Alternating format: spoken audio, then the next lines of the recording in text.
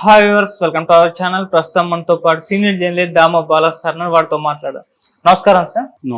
Sir, Jagan గారు assembly బహిష్కరించారు అని చెప్పేసి వార్తలు వస్తున్నాయి సార్. అంటే 11 మంది ఎమ్మెల్యేని పట్టుకొని అసెంబ్లీకి ఏం వెళ్తావు, ప్రజల్లోనే తిరుగుదామన్న నిర్ణయాన్ని, అంటే తనతో పాటు ఇంకెవరూ కూడా అసెంబ్లీకి వెళ్ళొద్దు అనే నిర్ణయం తీసుకున్నట్టుగా తెలుస్తుంది. మరి దీన్ని ఏ విధంగా చూడొచ్చు అంటారు?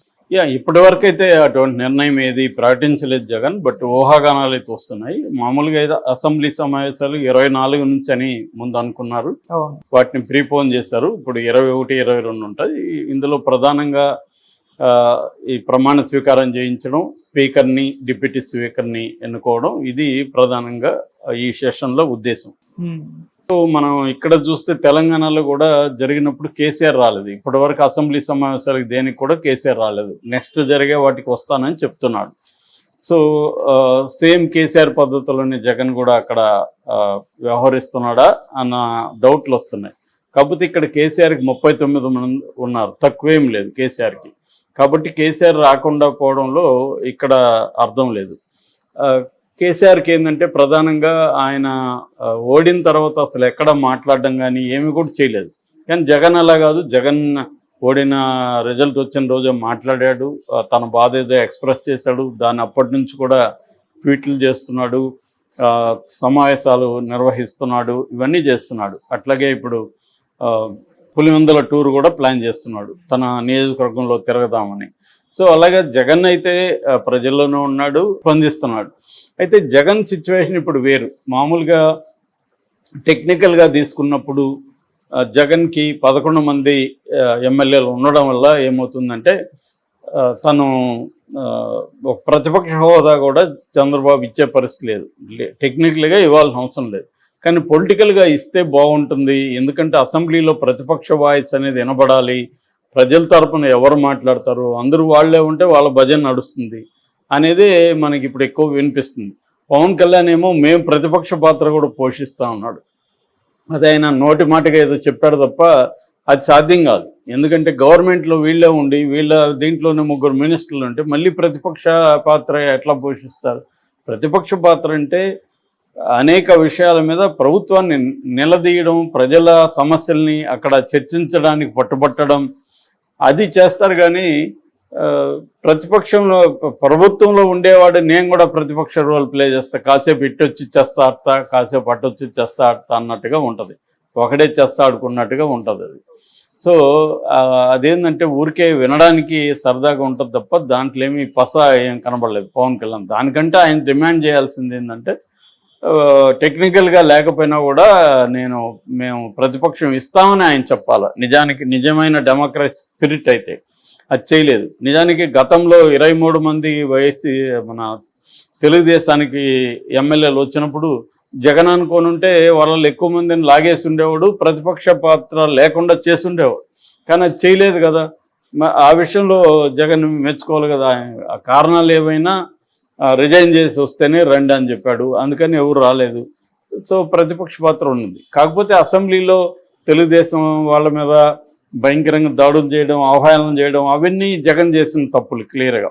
అవి చేసి ఉండకూడదు. ఎందుకంటే ప్రజల తరపున మాట్లాడినప్పుడు వాళ్ళకి సమయం ఇవ్వాలి, వాళ్ళ చర్చించాలి, ప్రతిపక్షాన్ని కూడా గౌరవించాలి, అవన్నీ చేయాలి. అది జగన్ చేయలేదు. వాళ్ళ మీద అటాక్ చేయడం, చంద్రబాబు మీద నీచంగా మాట్లాడడం, చివరికి పర్సనల్గా చంద్రబాబు ఫ్యామిలీ మీదకి వెళ్ళడం, ఇవన్నీ చూసి చంద్రబాబు నేను ఇంకా సీఎంగా తప్ప అసెంబ్లీలో అడుగుపెట్టినని వెళ్ళిపోయాడు. గతంలో కూడా అంతే. అప్పుడు కూడా 2014 నుంచి 29లో తెలుగుదేశం కూడా అలాగే బిహేవ్ చేస్తుంది వైసీపీ మీద. అప్పుడు 67 మంది వైసీపీకి ఉంటే అందులో 23 మందిని చంద్రబాబు లాక్కోవడం ఏ రకంగానూ అవసరం లేదు చంద్రబాబుకి. కానీ దాన్ని వీకెండ్ చేయాలని చంద్రబాబు వాళ్ళు లాగేసుకున్నాడు. లాగేసి ఇబ్బంది పెడితే జగన్ అనేక సార్లు స్పీకర్కి మొరబెట్టుకున్నా వాళ్ళ మీద చర్య తీసుకోమని స్పీకర్ చేయలేదు. దానికి నిరసనగా జగన్ అసెంబ్లీ బాయ్కాట్ చేసి పాదయాత్రకు వెళ్ళాడు. అది జగన్కి పిచ్చయింది. ఎందుకంటే అసెంబ్లీలో మా వాయిస్ వినబడట్లేదు, మమ్మల్ని చేస్తున్నారు, మేము ప్రజల్లోనే నేను తెలుసుకుంటానని జగన్ వెళ్ళిపోయాడు. సో అలాగా గతంలో కూడా అసెంబ్లీ బాయ్కాట్ అనేవి జరిగాయి. ఇక్కడ మనం చూసాం తెలంగాణలో కూడా. అయితే ఇప్పుడు జగన్ ముందున్న కర్తవ్యం ఏంటి? 8 మంది ఉన్నారు, ఆల్రెడీ 3 వెళ్ళిపోతారని ఒక న్యూస్ వచ్చింది, 3 ఎమ్మెల్యేలు లాగేసుకుంటున్నాడు ఇమీడియట్గా, మిగతా 2-3 కూడా వెళ్ళిపోయే అవకాశం ఉంది. సో ఫైనల్గా ఎవరు మిగులుతారు? జగన్, ఇంకొక 2-3 మిగులుతారు. సో వాళ్ళని వాళ్ళు మాట్లాడనిస్తారా? వాళ్ళని అవహేళన చేయరా? ఆల్రెడీ RRR లాంటి వాళ్ళు నాకు స్పీకర్ ఇస్తే నేను జగన్ ఆడుకుంటా, ఇంకొకరు నాకు స్పీకర్ ఇస్తే ఆడుకుంటా, ఇలాగ వాళ్ళు ఆడుకోవడానికే స్పీకర్ పదవి అడుగుతున్నారు తప్ప వేరే దానికి ఏం కనబడలే. అయ్యన్న పాత్రుడు ఇంక బయట ఆయన బండబూతులు మాట్లాడుతుంటాడు, రేపు జగన్ని ఇలాగే మాట్లాడ్డా, జగన్ని నువ్వు ఒక సైకో కూర్చో అండా, ఎందుకంటే ఆయన నోట్లో మామూలుగానే మాట్లాడలేడు, ఆయన వల్ల కాదు, అసలు బూతులు లేకుండా ఆయన మాట్లాడలేదు. అలాంటి వాడు రేపొద్దున అరే సైకో నువ్వు కూర్చో అని అనడానికి గ్యారంటీ ఏం లేదు. సో అందువల్ల జగన్ ముందున్న కర్తవ్యం అంటే వెళ్ళి అవమానాలకు గురవడం లేదా వెళ్లకుండా ఉండడం. మామూలుగా అయితే డెమోక్రసీలో అవమానాలకు గురైనా కూడా జగన్ వెళ్ళాలి. ఎందుకంటే నేను అవమానాలకు గురైనా కూడా నేను ఇది వ్యక్తిగతంగా ఫీల్ గాను, ప్రజలు నాకు ఈ తీర్పు ఇచ్చారు, ప్రజలు నాకు 40% ఓటర్లు నాకు ఓట్లేశారు, ఈ 40% ప్రజల తరపున నేను ఒక్కడైనా కూడా మాట్లాడతాను అని కానీ అసెంబ్లీకి వెళ్తే జగన్ ఖచ్చితంగా అది ఫెచ్ అవుతుంది. అట్లా కాకుండా ఇతను అవమానాలకు గురయ్యి బాధలు పడి ఇతను బయటికి తోసి ఇవన్నీ జరిగితే ఇంకా మంచిదే, జగన్కి సింపతి వస్తుంది. మరి అవన్నీ లేకుండా అసలు అసెంబ్లీకి వెళ్ళలేదంటే మాత్రం దాన్ని కూడా తెలుగుదేశం వాళ్ళు గట్టిగా వాడుకుంటారు. వీళ్ళకి ఓట్లేసింది ఈ మాత్రం వేసింది కూడా బుద్ధి తక్కువ, ఆ ప్రజల కోసం కూడా వీళ్ళు నిలబడట్లేదు అని ఖచ్చితంగా అంటారు. మరి జగన్ దీనికి అవమానాలకు ఇంకో దానికి భయపడి వెళ్ళిపోతాడా, లేకపోతే ధైర్యంగా నేను ఫేస్ చేస్తాను అని అంటాడా అనేది చూడాలి. అతనికి 11 సీట్లు ఇచ్చింది కూడా అసెంబ్లీకి వెళ్ళమనే కదా, అసెంబ్లీకి వెళ్లకుండా ఉండడానికి కాదు కదా.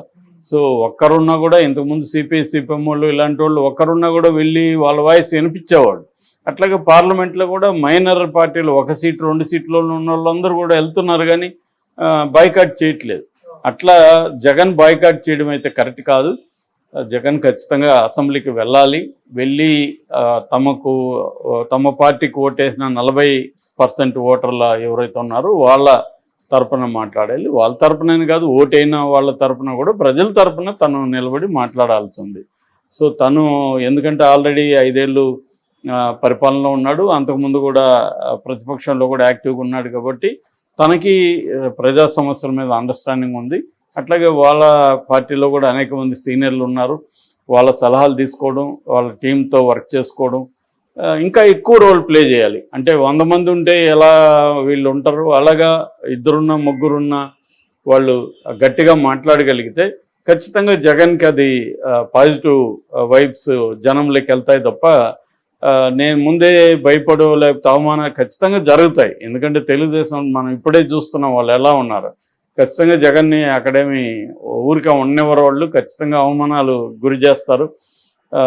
చాలా కసిగా ఉన్నారు జగన్ మీద ఖచ్చితంగా చేస్తారు. ఫేస్ చేయాలి అవన్నీ. అవి ఫేస్ చేయకపోతే ఒక ప్రతిపక్ష నాయకుడుగా ఎలా ఉంటారు? ఖచ్చితంగా ఫేస్ చేయాలి. ఫేస్ చేసి అది ప్రజలకు కూడా అర్థమయ్యే విధంగా చేయగలిగితే ఖచ్చితంగా ప్రజల్లో కూడా అది పాజిటివ్ ఇది వస్తుంది తప్ప ముందే ఎస్కేప్ అయితే ప్రజలు ఇచ్చిన రోల్ని ఇతను ఎస్కేప్ అయ్యాడు చూడు, అతను వచ్చి అసెంబ్లీకి అడుగు పెట్టలేదు, అసెంబ్లీకి వస్తే మాట్లాడితే మేము వద్దన్నామా అని వీళ్ళు అంటారు. రాకపోతే వెళితే అవమానిస్తారు, అది వేరే విషయం, కానీ అది తెలియాలి కదా నీకు. సో అందువల్ల ఖచ్చితంగా జగన్ బాయ్కాట్ చేయకూడదు, ఖచ్చితంగా వెళ్ళాలి, వెళ్ళి మాట్లాడాలి. ఒకవేళ అవమానాలు కానీ ఇంకోటి ఏమన్నా జరిగితే దాన్ని ప్రజల్లోకి తీసుకెళ్ళచ్చు. అప్పుడు కావాల్సి ఉంటే అంటే అనేక సార్లు ఈ ఇబ్బందులు అసెంబ్లీలో వస్తే అప్పుడు దీన్ని ప్రజల్లో ఎక్స్పోజ్ చేసి చూడండి నేను మీ తరఫున మీ ఇష్యూస్ అసెంబ్లీలో మాట్లాడుతుంటే వీళ్ళు అవమానిస్తున్నారు, ఇలా చేస్తున్నారు, సో నన్ను మాట్లాడనివ్వట్లేదు, దీనివల్ల ఏం ఉపయోగం లేకుండా పోతుంది, అందుకని నేను మీ దగ్గరే ఉంటాను, మీ సమస్యలతో మనం పోరాడదాం, నేను ఉంటాను మీకు అండగా అని అప్పుడు జనంలోకి జగన్ వెళ్ళొచ్చు. అంతేగాని ముందుగానే చేస్తే మాత్రం 8 అవుట్ వస్తుంది. ఇక్కడ కేసీఆర్కి అదే వచ్చింది. కేసీఆర్ అసలు ఏమి మాట్లాడకుండా కాన్వాయ్ కూడా వద్దని వెళ్ళిపోయి అదేదో అలిగినట్టుగా జనం మీద ఇలాంటివి చేయకూడదు. జగన్ కూడా ఇప్పుడు అలాంటివి చేయకూడదు. జగన్ అయితే బయట అయితే జనాన్ని ఏమీ నిందించట్లేదు, ఆ రోజు మాత్రం ఎందుకైనా అక్కడ అక్కల ఓట్లు ఏమైనాయి, అన్నల ఓట్లు ఏమైనాయి, అవ్వల ఓట్లు ఏమైనా ఏవేవో మాట్లాడాడు. అది ఓకే, అంతవరకు అర్థం చేసుకోవచ్చు. దాని తర్వాత అతను ప్రజల్లో ఎలా నిరంతరం ఉంటాడో అలాగే అసెంబ్లీ సెషన్స్ కూడా అటెండ్ అవ్వాలి, మాట్లాడాలి ఖచ్చితంగా. Okay sir, thank you so much sir.